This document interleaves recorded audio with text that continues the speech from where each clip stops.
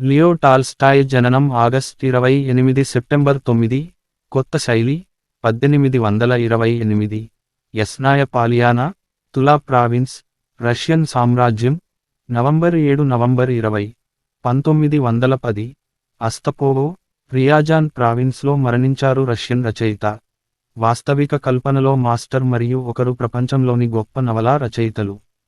Tolstoy తన 2 పొడవైన రచనలకు ప్రసిద్ధి చెందాడు. వార్ అండ్ పీస్ 1865-69 మరియు అన్నా కరెనినా 1875-77. ఇవి సాధారణంగా ఇప్పటివరకు వ్రాసిన అత్యుత్తమ నవలలలో ఒకటిగా పరిగణించబడతాయి. ప్రత్యేకించి యుద్ధం మరియు శాంతి చాలా మంది పాఠకులు మరియు విమర్శకుల కోసం ఈ ఫారంను నిర్వచించినట్లు అనిపిస్తుంది. టాల్స్టాయ్ యొక్క చిన్న రచనలలో the death of Ivan Ilyich 1886 సాధారణంగా నవల యొక్క ఉత్తమ ఉదాహరణలలో ఒకటిగా వర్గీకరించబడుతుంది. ముఖ్యంగా తన గత 3 దశాబ్దాలలో టాల్స్టాయ్ నైతిక మరియు మత గురువుగా ప్రపంచ ప్రఖ్యాతి పొందాడు. చెడును ప్రతిఘటించకూడదనే అతని సిద్ధాంతం గాంధీపై ముఖ్యమైన ప్రభావాన్ని చూపింది. టాల్స్టాయ్ యొక్క మతపరమైన ఆలోచనలు ఒకప్పుడు చేసిన గౌరవాన్ని ఇప్పుడు పొందలేనప్పటికీ, అతని జీవితం మరియు వ్యక్తిత్వంపై ఆసక్తి, ఏదైనా ఉంటే, సంవత్సరాలుగా పెరిగింది. చాలా మంది పాఠకులు 19వ శతాబ్దపు బ్రిటిష్ కవి మరియు విమర్శకుల అంచనాతో ఏకీభవిస్తారు. మాథ్యూ ఆర్నాల్డ్ టాల్స్టాయ్ రాసిన ఒక నవల ఒక కళాఖండం కాదు, జీవితానికి సంబంధించినది. రష్యన్ రచయిత ఐజాక్ బాబెల్ వ్యాఖ్యానించాడు, ప్రపంచం తనంతట తానుగా వ్రాయగలిగితే, అది టాల్స్టాయ్ లాగా రాస్తుంది. వైవిధ్యమైన పాఠశాలల విమర్శకులు టాల్స్టాయ్ యొక్క రచనలు అన్ని కళాకృతులను తప్పించుకున్నట్లు కనిపిస్తున్నాయని అంగీకరించారు.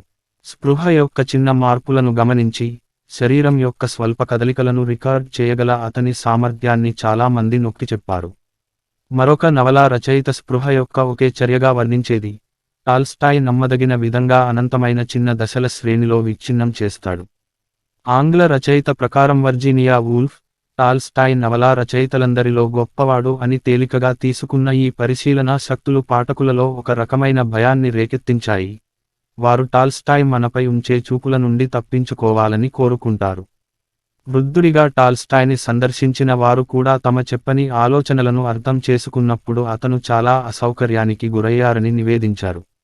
మానవ స్థితి యొక్క పరిమితుల నుండి తప్పించుకోవడానికి అతని పోరాటాలలో అతని శక్తులలో మరియు టైటానిక్గా అతనిని వర్ణించడం సర్వసాధారణం. కొందరు టాల్స్టాయ్ను ప్రకృతి మరియు స్వచ్ఛమైన జీవశక్తి యొక్క స్వరూపులుగా భావించారు, మరికొందరు అతన్ని ప్రపంచ మనస్సాక్షి యొక్క అవతారంగా చూశారు.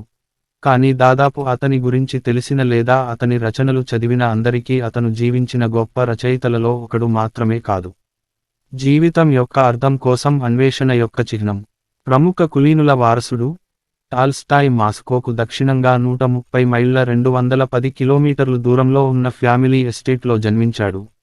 అక్కడ అతను తన జీవితంలో మంచి భాగాన్ని గడపడానికి మరియు అతని అత్యంత ముఖ్యమైన రచనలను వ్రాయవలసి ఉంది. అతని తల్లి, మరియా నికోలయేవ్నా, నీ ప్రిన్సెస్ వోల్కోన్స్కయా, అతనికి 2 ఏళ్లు నిండకముందే మరణించారు. మరియు అతని తండ్రి నికోలాయ్ ఇలిచ్, గ్రాఫ్ గణన టాల్స్టాయ్, 1837లో ఆమెను అనుసరించారు. అతని అమ్మమ్మ 11 నెలల తర్వాత మరణించింది. ఆపై అతని తదుపరి సంరక్షకుడు, అతని అత్త అలెగ్జాండ్రా, 1841లో. టాల్స్టాయ్ మరియు అతని 4 తోబుట్టువులు పశ్చిమ రష్యాలోని కజాన్లోని మరొక అత్త సంరక్షణకు బదిలీ చేయబడ్డారు. టాల్స్టాయ్ యస్నాయా పాలియానా, టాట్యానా అలెక్సాండ్రోవ్నా ఎర్గోల్స్కాయా అత్త టొయినెట్, అతను ఆమెను పిలిచినట్లు వద్ద నివసించిన ఒక బంధువును జ్ఞాపకం చేసుకున్నాడు. అతని బాల్యంపై గొప్ప ప్రభావం చూపాడు మరియు తరువాత, యువకుడిగా, టాల్స్టాయ్ తన అత్యంత హత్తుకునే లేఖలలో కొన్నింటిని వ్రాసాడు.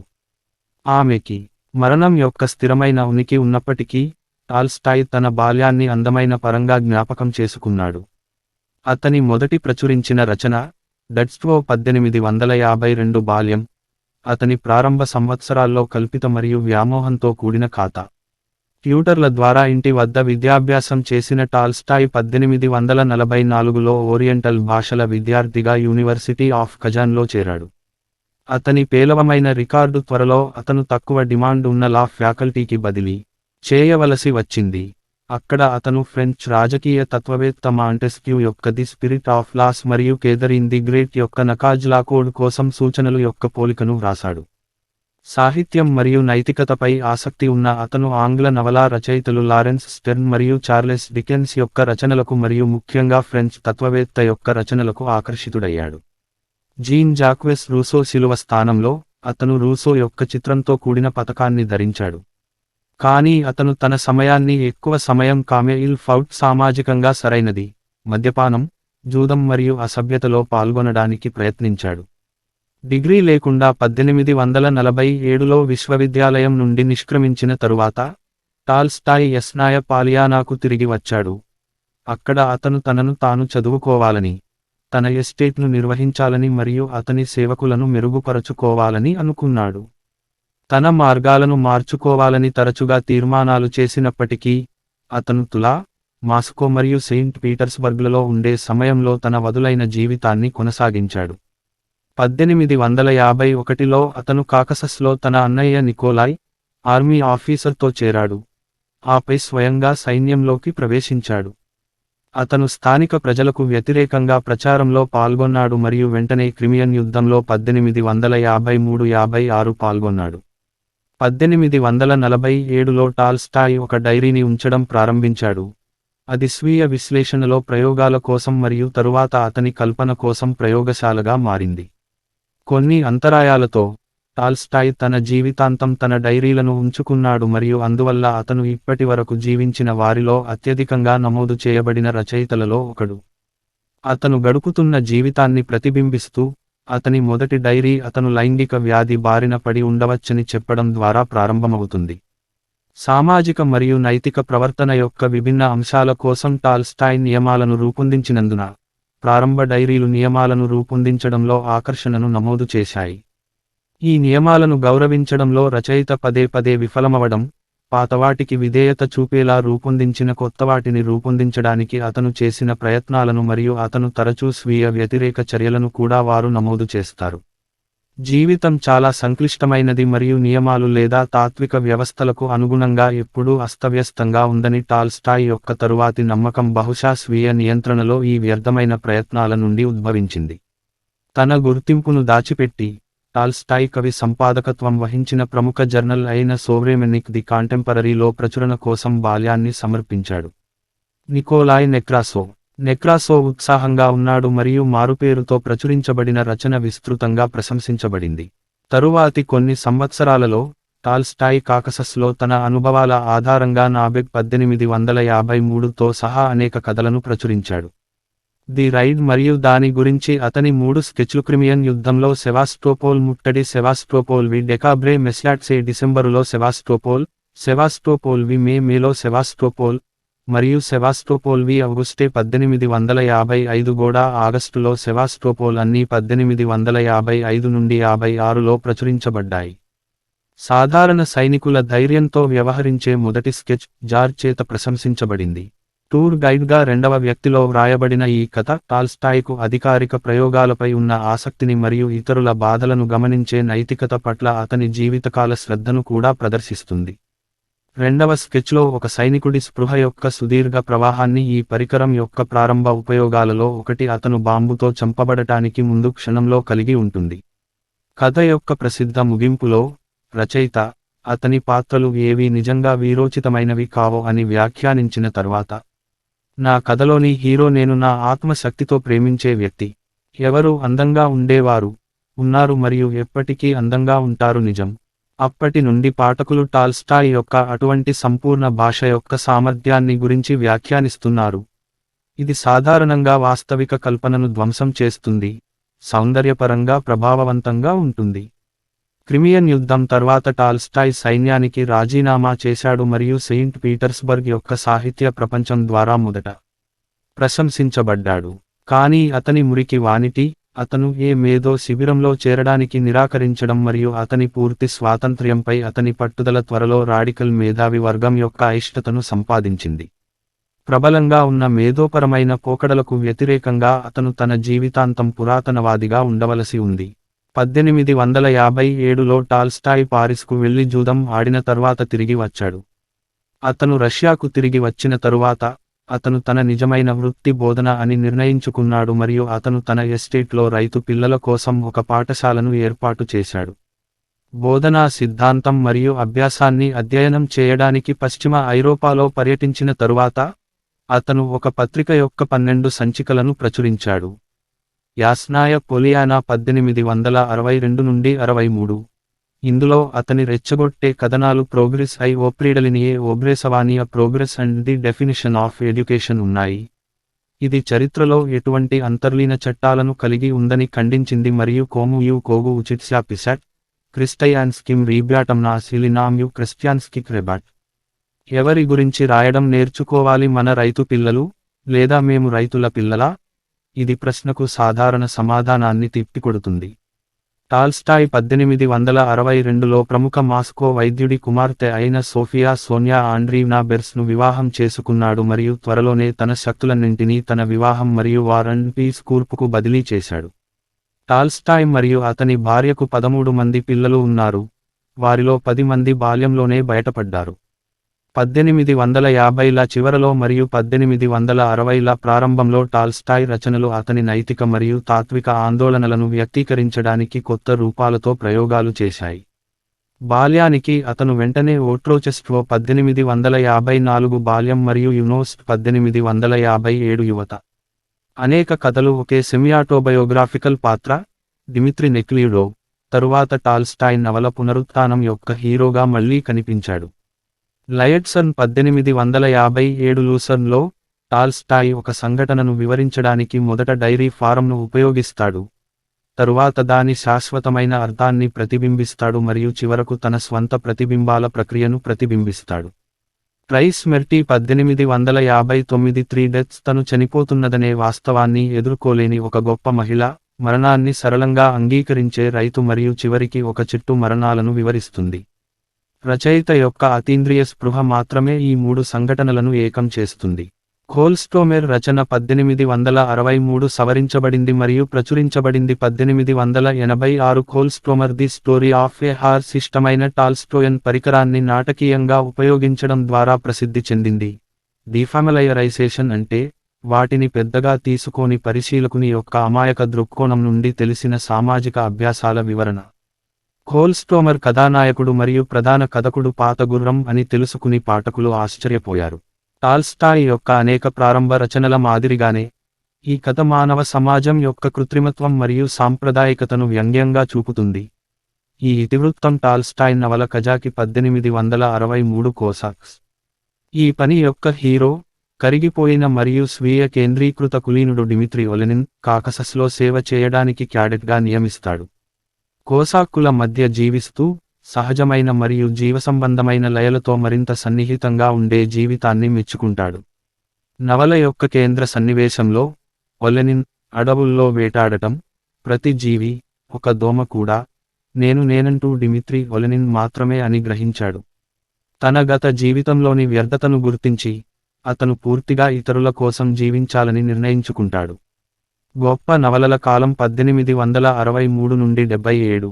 సంతోషంగా వివాహం చేసుకుని తన భార్య మరియు కుటుంబ సభ్యులతో యస్నాయ పాలియానాలో సహజీవనం చేసి టాల్స్టాయ్ తన సృజనాత్మక శక్తులలో ఉన్నత స్థాయికి చేరుకున్నాడు.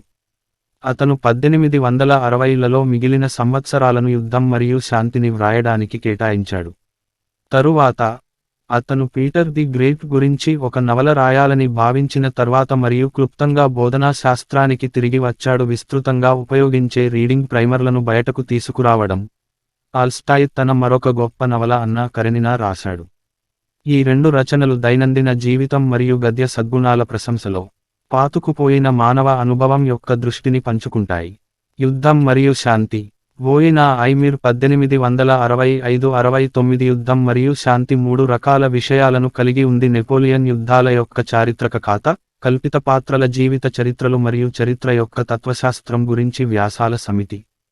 1860ల నుండి ఇప్పటి వరకు ఉన్న విమర్శకులు ఈ 3 భాగాలు ఎలా పొందికగా ఉన్నాయో ఆశ్చర్యపోతున్నారు మరియు చాలా మంది టాల్స్టాయ్ని సుదీర్ఘమైన వ్యాసాలను చేర్చినందుకు తప్పుపట్టారు. అయితే పాఠకులు వాటికి తగ్గని ఉత్సాహంతో స్పందిస్తూనే ఉన్నారు. పని యొక్క చారిత్రక భాగాలు 1805 నాటి ప్రచారాన్ని వివరిస్తాయి. నెపోలియన్ విజయమాస్టర్లిడ్జ్ యుద్ధం, శాంతి కాలం, మరియు 1812లో నెపోలియన్ రష్యాపై దండయాత్ర. సాధారణంగా ఆమోదించబడిన అభిప్రాయాలకు విరుద్ధంగా, టాల్స్టాయ్ నెపోలియన్ను పనికిమాలిన, అహంకారపూరిత బఫూన్గా చిత్రీకరిస్తాడు. జార్ అలెగ్జాండర్ ఐ అతనిని మరియు చరిత్రకారులు అతనితో నిమగ్నమై ఉన్న పదబంధ నిర్మాతగా వర్ణించారు. జనరల్ మిఖాయిల్ కుతుజో గతంలో అవమానించబడ్డాడు, మానవ సంకల్పం మరియు ప్రణాళిక యొక్క పరిమితులను అర్థం చేసుకున్న ఓర్పుగల వృద్ధుడిగా. నవల యొక్క యుద్ధ సన్నివేశాలు ప్రత్యేకంగా గమనించదగినవి. ఇవి పోరాటాన్ని పూర్తిగా గందరగోళంగా చూపుతాయి. జనరల్స్ వారు అన్ని ఆకస్మిక పరిస్థితులను అంచనా వేయగలరని ఊహించవచ్చు, కానీ యుద్ధం నిజంగా ఊహించలేని పరిస్థితుల ద్వారా క్షణంలో నిర్ణయించబడిన 100 మిలియన్ల విభిన్న అవకాశాల ఫలితం. జీవితంలో వలె యుద్ధం, మానవ ప్రవర్తన యొక్క అనంతమైన సంక్లిష్టతను లెక్కించడానికి ఏ వ్యవస్థ లేదా నమూనా దగ్గరగా రాదు. పుస్తకం యొక్క కల్పిత పాత్రలలో పాఠకుల దృష్టి మొదట కేంద్రీకృతమై ఉంటుంది. ప్రిన్స్ ఆండ్రీ బోల్కోన్స్కీ గర్వించదగిన వ్యక్తి, నకిలీ, నిస్సారమైన లేదా కేవలం సాంప్రదాయికమైన ప్రతిదాన్ని తృణీకరించడానికి వచ్చాడు. ఉన్నత సమాజం యొక్క కళాత్మకతను గుర్తించి అతను కీర్తిని సాధించడానికి సైన్యంలో చేరాడు. అతను నిజంగా అర్థవంతమైనదిగా భావిస్తాడు. ఆస్టర్లిడ్జ్లో తీవ్రంగా గాయపడిన అతను సెయింట్ పీటర్స్బర్గ్లోని సెలూన్ల కంటే కీర్తి మరియు నెపోలియన్ని చిన్నగా చూడడానికి వస్తాడు. నవల అభివృద్ధి చెందుతున్నప్పుడు ప్రిన్స్ ఆండ్రీ అతను తనను తాను అంకితం చేసిన కార్యకలాపాల యొక్క శూన్యతను పదేపదే కనుగొంటాడు. 1812లో అతని మరణం గురించి టాల్స్టాయ్ యొక్క వివరణ సాధారణంగా రష్యన్ సాహిత్యంలో అత్యంత ప్రభావవంతమైన సన్నివేశాలలో ఒకటిగా పరిగణించబడుతుంది. నవల యొక్క ఇతర హీరో, బంబ్లింగ్ మరియు సిన్సియర్ పియరీ బెజుకోవ్, అన్ని ప్రశ్నలను పరిష్కరిస్తానని వాగ్దానం చేసే కొన్ని తాత్విక వ్యవస్థపై నమ్మకం మరియు సాపేక్షవాదం మధ్య ఊగిసలాడాడు, తద్వారా అతనిని ఉదాసీనత నిరాశకు గురిచేస్తాడు. వివేకం అనేది వ్యవస్థలలో కాకుండా రోజువారీ జీవితంలోని సాధారణ ప్రక్రియలలో, ముఖ్యంగా నవలలోని అత్యంత గుర్తుండిపోయే కథానాయిక నటాషాతో అతని వివాహంలో కనుగొనబడుతుందనే టాల్స్టాయన్ సత్యాన్ని అతను చివరికి కనుగొన్నాడు. పుస్తకం ఆగిపోయినప్పుడు అది నిజంగా ముగియదు కానీ విరిగిపోతుంది. పియర్ కొత్త ఆదర్శధామ ప్రణాళిక కోసం తన ఉత్సాహంతో ఈ పాఠాన్ని మరచిపోతున్నట్లు అనిపిస్తుంది. టాల్స్టాయ్ ఆలోచన ప్రకారం ప్రవృత్తి, రోజువారీ కార్యకలాపాలు జీవితాన్ని మంచిగా లేదా చెడుగా మారుస్తాయి. పుస్తకం యొక్క నిజమైన తెలివైన పాత్రలు దాని మేధావులు కాదు. ఒక సాధారణ, మంచి సైనికుడు, నటాషా సోదరుడు నికోలాయ్ మరియు ఉదార భక్తిగల స్త్రీ, ఆండ్రీ సోదరి మేరియా. వారి వివాహం నవల యొక్క కేంద్ర గద్య విలువలను సూచిస్తుంది. పుస్తకం యొక్క రెండవ భాగంలో ప్రారంభమయ్యే వార్ అండ్ పీస్ లోని వ్యాసాలు సాధారణ చట్టాలను రూపొందించే అన్ని ప్రయత్నాలను వ్యంగ్యం చేస్తాయి. చరిత్ర మరియు అన్ని చారిత్రాత్మక కథనాలను సమర్థించే తప్పుగా భావించే ఊహలను తిరస్కరించండి. టాల్స్టాయ్ దృష్టిలో చరిత్ర, యుద్ధం వంటిది, తప్పనిసరిగా ఆకస్మిక ఉత్పత్తి, దిశను కలిగి ఉండదు మరియు నమూనాకు సరిపోదు. చారిత్రక సంఘటనల కారణాలు అనంతంగా వైవిధ్యంగా ఉంటాయి మరియు ఎప్పటికీ తెలియవు, కాబట్టి గతాన్ని వివరించడానికి చెప్పుకునే చారిత్రక రచన తప్పనిసరిగా దానిని తప్పుదోవ పట్టిస్తుంది. చారిత్రక కథనాల ఆకృతి సంఘటనల వాస్తవ గమనాన్ని ప్రతిబింబించదు కానీ అంతకుముందు చారిత్రక కథనాల ద్వారా ఏర్పాటు చేయబడిన సాహిత్య ప్రమాణాలను ప్రతిబింబిస్తుంది. టాల్స్టాయ్ యొక్క వ్యాసాల ప్రకారం, చరిత్రకారులు అనేక ఇతర సన్నిహిత సంబంధమైన తప్పులను కూడా చేశారు. తమలాంటి జనరల్స్ లేదా రాజకీయ నాయకులు లేదా మేధావులు వంటి గొప్ప వ్యక్తుల ప్రణాళికలు మరియు ఆలోచనల ద్వారా చరిత్ర రూపొందించబడిందని మరియు దాని దిశ ప్రధాన నిర్ణయాలకు దారితీసే నాటకీయ క్షణాలలో నిర్ణయించబడుతుందని వారు ఊహిస్తారు. నిజానికి, అయితే, సాధారణ వ్యక్తులు తీసుకున్న అనంతమైన చిన్న నిర్ణయాల మొత్తం ద్వారా చరిత్ర సృష్టించబడుతుంది. దీని చర్యలు డాక్యుమెంట్ చేయలేని విధంగా చాలా అసాధారణమైనవి. టాల్స్టాయ్ వివరించినట్లుగా, గొప్ప సంఘటనలు చరిత్రను సృష్టిస్తాయని భావించడం అనేది సుదూర ప్రాంతం యొక్క దృశ్యం నుండి ముగించడం లాంటిది. ఇక్కడ చెట్ల శిఖరాలు మాత్రమే కనిపిస్తాయి. ఆ ప్రాంతంలో చెట్లు తప్ప మరేమీ లేవు. అందువల్ల టాల్స్టాయ్ యొక్క నవల దాని పాఠకులకు చిన్న సంఘటనల యొక్క లెక్కలేనన్ని ఉదాహరణలను అందిస్తుంది. ప్రతి ఒక్కటి చిన్న ప్రభావాన్ని చూపుతుంది. యుద్ధం మరియు శాంతి చాలా పొడవుగా ఉండటానికి ఇది ఒక కారణం. టాల్స్టాయ్ సాధారణం యొక్క సమర్థతపై నమ్మకం మరియు వ్యవస్థ నిర్మాణం యొక్క వ్యర్థం అతనిని అతని నాటి ఆలోచనాపరులకు వ్యతిరేకం చేసింది. ఇది అతని తత్వశాస్త్రం యొక్క అత్యంత వివాదాస్పద అంశాలలో ఒకటిగా మిగిలిపోయింది. అన్నా కరెనినా 1875-77లో టాల్స్టాయ్ ఈ ఆలోచనలను కుటుంబ జీవితానికి అన్వయించాడు. నవల యొక్క మొదటి వాక్యం దేశీయతతో దాని ఆందోళనను సూచిస్తుంది. బహుశా టాల్స్టాయ్ యొక్క అత్యంత ప్రసిద్ధమైనది అన్ని సంతోషకరమైన కుటుంబాలు ఒకదానికొకటి పోలి ఉంటాయి, ప్రతి సంతోషంగా లేని కుటుంబం దాని స్వంత మార్గంలో సంతోషంగా ఉండదు. అన్నా కరెనినా ఓబ్లోన్స్కీస్, కరేనిన్స్ మరియు లెవిన్స్ అనే 3 కుటుంబాల కథలను అల్లింది.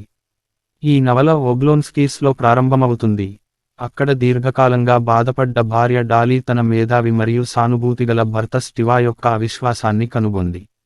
ఆమె దయ, ఆమె కుటుంబం పట్ల శ్రద్ధ మరియు దైనందిన జీవితం పట్ల శ్రద్ధ, డాలీ నవల యొక్క నైతిక దిక్సూచిగా నిలుస్తుంది.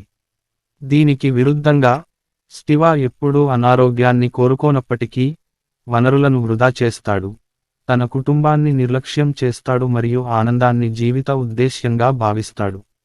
స్టివా యొక్క బొమ్మ బహుశా చెడు, మంచి కంటే తక్కువ కాదు, చివరికి మానవులు క్షణం క్షణం చేసే చిన్న నైతిక ఎంపికల నుండి ఉద్భవించిందని సూచించడానికి రూపొందించబడింది. స్టివా సోదరి అన్నా దృఢమైన, శృంగారభరితమైన, అయితే మంచి ప్రభుత్వ మంత్రి అలెక్సీ కరెనిన్ మరియు ఒక చిన్న పిల్లవాడి తల్లి అయిన సెరియోజా యొక్క నమ్మకమైన భార్యగా నవలని ప్రారంభించింది. కానీ తనను తాను ఒక శృంగార నవల యొక్క హీరోయిన్గా ఊహించుకున్న అన్నా, అలెక్సీ వ్రోన్స్కీ అనే అధికారితో ప్రేమలో పడటానికి అనుమతిస్తుంది. తన భర్తలోని చెత్తను మాత్రమే చూడడానికి పాఠశాల విద్యను అభ్యసించిన ఆమె చివరికి అతనిని మరియు తన కొడుకును వ్రోన్స్కీతో కలిసి జీవించడానికి వదిలివేసింది. నవల అంతటా టాల్స్టాయ్ ప్రేమ యొక్క శృంగార ఆలోచన, చాలా మంది ప్రజలు ప్రేమతోనే గుర్తిస్తారు, ఉన్నతమైన రకమైన ప్రేమతో, మంచి కుటుంబాల యొక్క సన్నిహిత ప్రేమతో పూర్తిగా విరుద్ధంగా ఉంటుంది.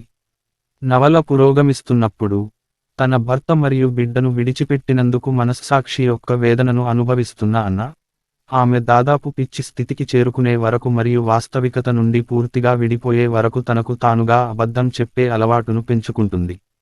చివరకు రైలు కింద పడి ఆత్మహత్య చేసుకుంది. ఆమె ట్రాక్ పై పడి ఉన్నప్పుడే జీవితం గురించి తప్పుగా ఆలోచిస్తుందనే గ్రహింపు ఆమెకు వస్తుంది మరియు తనను తాను రక్షించుకోవడం చాలా ఆలస్యం అవుతుంది. మూడవ కథ డాలీ సోదరి కిట్టికి సంబంధించినది. ఆమె మొదట వ్రోన్స్కీని ప్రేమిస్తున్నట్లు ఊహించుకుంటుంది, అయితే ఆమె తన కుటుంబానికి చెందిన పాత స్నేహితుడైన కాన్స్టాంటిన్ లెవిన్ పట్ల కలిగి ఉన్న సన్నిహిత భావన నిజమైన ప్రేమ అని గుర్తిస్తుంది. వారి కథ కోర్ట్షిప్, వివాహం మరియు కుటుంబ జీవితంలోని సాధారణ సంఘటనలపై దృష్టి పెడుతుంది. ఇది అనేక ఇబ్బందులు ఉన్నప్పటికీ, నిజమైన ఆనందాన్ని మరియు అర్థవంతమైన ఉనికిని రూపొందిస్తుంది. నవల అంతటా, లెవిన్ మరణాన్ని ఎదుర్కొనే జీవితం యొక్క అర్థం గురించి తాత్విక ప్రశ్నలతో బాధపడ్డాడు. ఈ ప్రశ్నలకు ఎప్పటికీ సమాధానం లభించనప్పటికీ, లెవిన్ తన కుటుంబానికి మరియు రోజువారీ పనికి తనను తాను అంకితం చేసుకోవడం ద్వారా సరిగ్గా జీవించడం ప్రారంభించినప్పుడు అవి అదృశ్యమవుతాయి.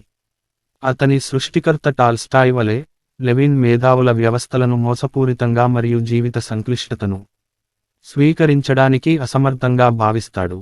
యుద్ధం మరియు శాంతి మరియు అన్నా కరెనినా రెండూ ఆ ఆలోచనను ముందుకు తెచ్చాయి. నైతికత అనేది నిర్దిష్ట పరిస్థితులకు వర్తించే టైమ్లెస్ నియమాలకు సంబంధించిన అంశం కాదు. బదులుగా, నీతి అనేది నిర్దిష్ట వ్యక్తులకు మరియు నిర్దిష్ట పరిస్థితులకు జీవితకాలంలో అభివృద్ధి చెందిన సున్నితత్వంపై ఆధారపడి ఉంటుంది. టాల్స్టాయ్ నైరూప్యత కంటే ప్రత్యేకతలకు ప్రాధాన్యత ఇవ్వడం తరచుగా అతని ఆలోచన యొక్క ముఖ్య లక్షణంగా వర్ణించబడింది. మార్పిడి మరియు మత విశ్వాసాలు. అన్నా కరెనినాను పూర్తి చేసిన తర్వాత, టాల్స్టాయ్ అస్తిత్వ నిస్పృహలో పడిపోయాడు. దానిని అతను తన ఈస్పోవెడ్ 1884న ఒప్పుకోలు. మరణం ముందు అన్ని కార్యకలాపాలు పూర్తిగా అర్థంలేనివిగా అనిపించాయి మరియు టాల్స్టాయ్ సాధారణ ప్రజల విశ్వాసంతో ఆకట్టుకున్నాడు, మతం వైపు మళ్ళాడు. అతను జన్మించిన రష్యన్ ఆర్థోడాక్స్ చర్చికి మొదట ఆకర్షించబడ్డాడు. అతను అది మరియు ఇతర క్రైస్తవ చర్చిలన్నీ నిజమైన క్రైస్తవ మతాన్ని పూర్తిగా తప్పుదారి పట్టించిన అవినీతి సంస్థలు అని వేగంగా నిర్ణయించుకున్నాడు. క్రీస్తు సందేశం అని అతను విశ్వసించిన దానిని కనుగొన్నాడు మరియు అతని పక్షవాతం భయాన్ని అధిగమించి, టాల్స్టాయ్ తన జీవితాంతం తన కొత్త విశ్వాసాన్ని అభివృద్ధి చేయడానికి మరియు ప్రచారం చేయడానికి అంకితం చేశాడు. అతను 1901లో రష్యన్ ఆర్థోడాక్స్ చర్చి నుండి బహిష్కరించబడ్డాడు. 1880ల ప్రారంభంలో అతను 3 దగ్గరి సంబంధం ఉన్న రచనలను రాశాడు. ఇస్లెడోవానియే డాగ్మాటిచెస్కోగో బోగోస్లోవియా రచన 1880 an examination of dogmatic theology, సోయెడిననియే ఐ పెరెవోడ్ చెటిరోక్ ఎవాంజలీ వ్రాసినది 1881 union and translation of the four gospels, మరియు విచ్యోమ్మోయా వెర వ్రాశారు 1884 నేను నమ్మేది అతను తరువాత సాస్ట్వో బోషియే వీన్యూట్రీవాస్ 1893 దేవుని రాజ్యం మీలో ఉంది మరియు అనేక ఇతర వ్యాసాలు మరియు కరపత్రాలు. క్లుప్తంగా, టాల్స్టాయ్ అన్ని మతకర్మలు, అన్ని అద్భుతాలు, హోలీ ట్రినిటీ, ఆత్మ యొక్క అమరత్వం మరియు సాంప్రదాయ మతం యొక్క అనేక ఇతర సిద్ధాంతాలను తిరస్కరించాడు. ఇవన్నీ అతను నిజమైన క్రైస్తవ సందేశాన్ని అస్పష్టంగా భావించాడు, ముఖ్యంగా ప్రసంగంలో పర్వతం. అతను పాత నిబంధనను మరియు చాలా క్రొత్తదాన్ని తిరస్కరించాడు, అందుకే గ్రీకును అధ్యయనం చేసిన అతను తన స్వంత సరిదిద్దబడిన సువార్తలను స్వరపరిచాడు. టాల్స్టాయ్కి మనిషి యేసు అని అతను పిలిచినట్లుగా, అతను దేవుని కుమారుడు కాదు, జీవితం యొక్క నిజమైన ఖాతాలోకి వచ్చిన తెలివైన వ్యక్తి మాత్రమే. టాల్స్టాయ్ మతపరమైన ఆచారాలను తిరస్కరించడం అన్న కరెనినాలో అతని వైఖరికి భిన్నంగా ఉంది.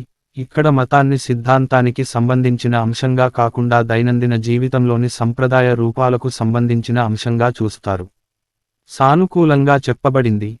టాల్స్టాయ్ యొక్క చివరి దశాబ్దాల క్రైస్తవ మతం 5 సిద్ధాంతాలను నొక్కి చెప్పింది: కోపంగా ఉండకండి, మోహించకండి, ప్రమాణాలు చేయవద్దు, ప్రతిఘటించవద్దు, చెడు మరియు మీ శత్రువులను ప్రేమించండి. చెడును ప్రతిఘటించకపోవడం గాంధీని ప్రేరేపించిన సిద్ధాంతం. చెడును అంగీకరించాలని కాదు కానీ చెడు మార్గాలతో, ముఖ్యంగా హింసతో పోరాడలేమని మాత్రమే అర్థం. అందువలన టాల్స్టాయ్ శాంతికాముకుడయ్యాడు. ప్రభుత్వాలు తమ చట్టాలను అమలు చేయడానికి హింస యొక్క ముప్పుపై ఆధారపడటం వలన టాల్స్టాయ్ కూడా ఒక రకంగా మారింది అరాచకవాది. అతను తన అనుచరులకు సైనిక సేవను తిరస్కరించడమే కాకుండా ఓటు వేయడానికి లేదా న్యాయస్థానాలను ఆశ్రయించకుండా ఉండమని కూడా ఆదేశించాడు.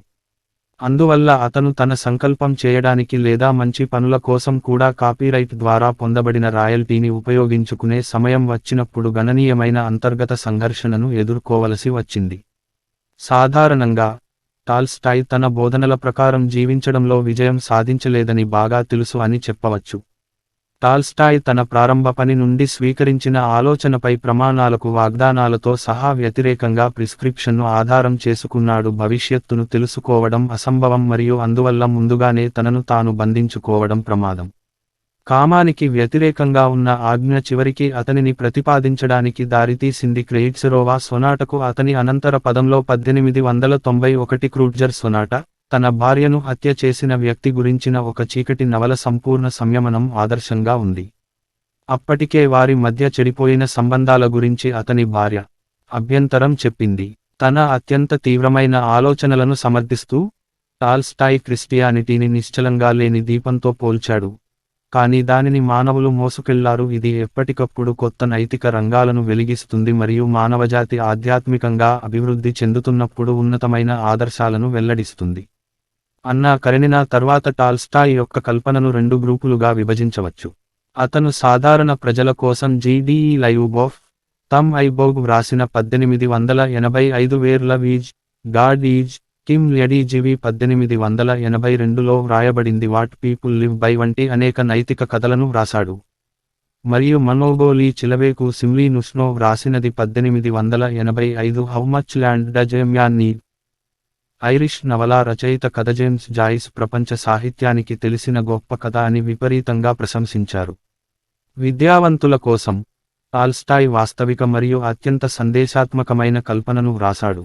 ఈ రచనలలో కొన్ని అద్భుతంగా విజయం సాధించాయి, ముఖ్యంగా స్మర్ట్ ఇవానా ఇలిచా రచన 1886 the death of Ivan Ilyich, ఒక వ్యక్తి తాను చనిపోతున్నానని మరియు అతని జీవితం చిన్న విషయాల కోసం వృధా అయిందని క్రమంగా గ్రహించడాన్ని వివరించే నవల. ఓటెట్స్ సెర్గీ వ్రాత 1898 టాల్స్టాయ్ స్వీయ విమర్శగా భావించే ఫాదర్ సెర్గియస్, ఒక గర్వంగా మారాలనుకునే వ్యక్తి యొక్క కథను చెబుతుంది. సాధువు కాని సెయింట్హుడ్ను స్పృహతో వెతకలేమని తెలుసుకుంటాడు. గొప్ప పవిత్ర వ్యక్తిగా పరిగణించబడుతున్న సెర్గియస్ తన కీర్తి నిరాధారమైనదని గ్రహించాడు, ఒక కల ద్వారా హెచ్చరించాడు. అతను చిన్నతనంలో తెలిసిన ఒక సాధారణ మరియు మంచి స్త్రీని వెతకడానికి అజ్ఞాతం నుండి తప్పించుకుంటాడు. చివరికి అతను తాను కాదు కానీ ఆమె సన్యాసి అని, ఒక నమూనాను అనుకరించడం ద్వారా పవిత్రతను సాధించలేమని మరియు నిజమైన సాధువులు తమ సొంత మంచితనం గురించి తెలియని సాధారణ వ్యక్తులు అని తెలుసుకుంటాడు. అందువల్ల ఈ కథ టాల్స్టాయ్ తన పూర్వపు గొప్ప నవలల దృక్కోణం నుండి అతని మార్పిడి తర్వాత ప్రతిపాదించిన ఆలోచనలను విమర్శించినట్లు అనిపిస్తుంది. 1899లో టాల్స్టాయ్ తన మూడవ సుదీర్ఘ నవల వోస్క్రేసేనియే పునరుత్థానం అతను హింసించబడిన మత శాఖ అయిన దుఖోబోర్స్ను కెనడాకు రవాణా చేయడానికి రాయల్టీలను ఉపయోగించాడు. నవల యొక్క హీరో, పనిలేకుండా ఉన్న కులీనుడు డిమిత్రి నెక్లియుడోవ్, ఒక జ్యూరీలో తనను తాను కనుగొంటాడు.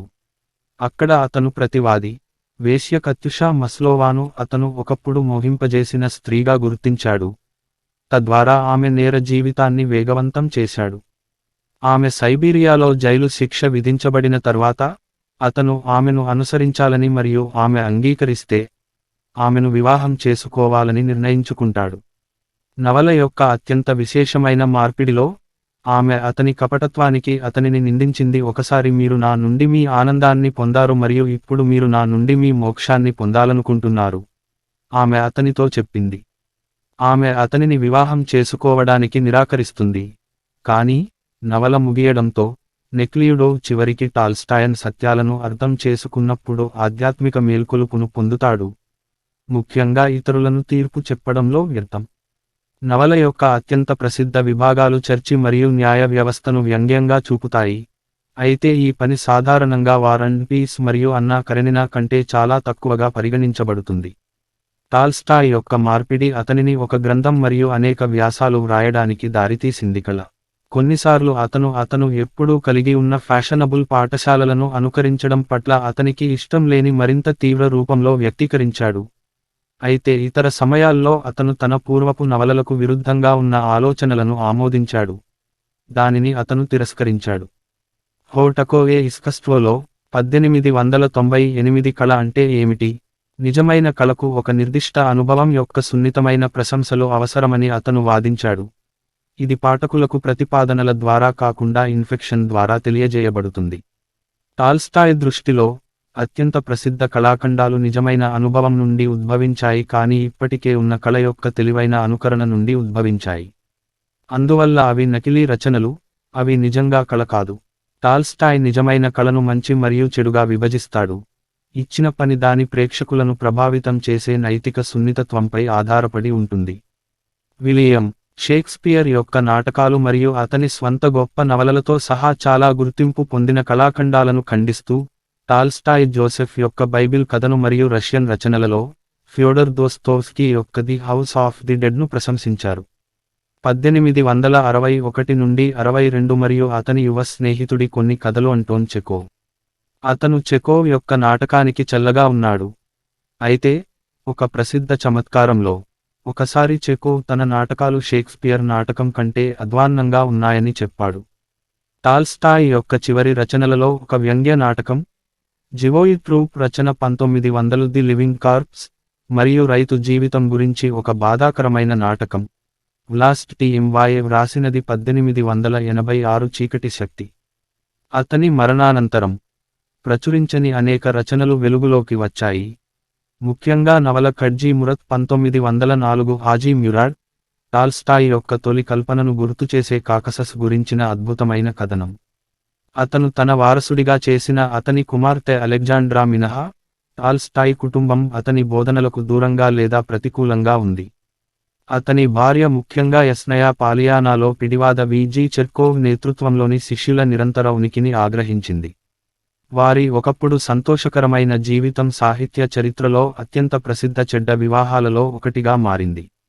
అతని పిడివాదం మరియు సన్నివేశాల పట్ల ఆమె ప్రవృత్తి యొక్క కథ అనేకమంది జీవిత చరిత్రకారులను ఒక వైపు లేదా మరొక వైపు తీసుకోవడానికి ఉత్తేజపరిచింది.